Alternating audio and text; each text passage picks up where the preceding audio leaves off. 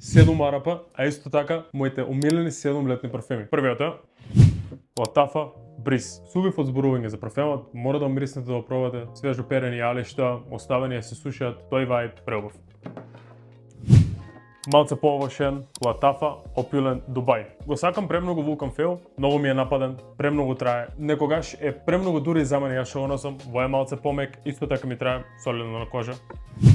Aromatics со French Avenue, Platin, Blanc. Одмор у шише, мохито вајб, за на море, за на плажа, да се намирисеш, да мирисеш свежо, нема како да не ти дават комплименти, кој знае, пишете во коментар. Reeves Frizz. Цела оваа листа мој највише ми трае. Ако е екстракт, е толку многу добро направен, свеж, има некој нота на мента, котски мраз, свежина, бергамот. Јас сум презадоволен од парфемот, вреди секој денар. Aromatics Magnetic. За навечер, за малце полудно време или само за ноќни прошетки со девојчето, овој ти е ненормален. Почиње свежо, после тоа од кога ќе одстои на кожа, станува благ, многу секси, со ванила, со лаванда, мора да го пробаш.